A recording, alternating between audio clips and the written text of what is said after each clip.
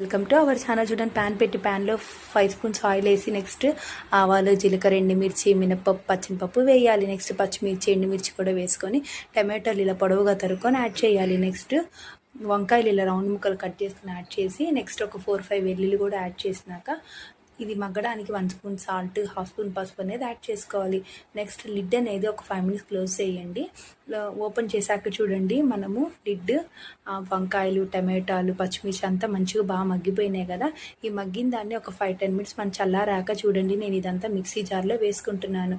అదంతా మిక్సీ జార్లో వేసుకున్నాక ఒక 1 స్పూన్ చింతపండు పేస్ట్ అనేది కూడా యాడ్ చేస్తున్నాను, ఎందుకంటే టేస్ట్ కోసం అని. నెక్స్ట్ అది అంతా మిక్సీ పట్టుకున్నాక చూడండి, ఒక గిన్నెలో తీసి పక్కన పెట్టుకోవాలి. నెక్స్ట్ పోపు కోసము ఆయిల్ వేసి ఆవాలు, జీలకర్ర, ఇంకా 1 స్పూన్ ఇంగువ కూడా వేసి చూడండి, ఇదంతా నేను తిరగమాత పెట్టి దాంట్లో పోస్తున్నాను. ఇంక ఇది ఏమనుకుంటున్నారా, ఇంకా ఎమ్మిగా వంకాయ పచ్చడి మనకి రెడీ అయినట్టు. ఇది వేడి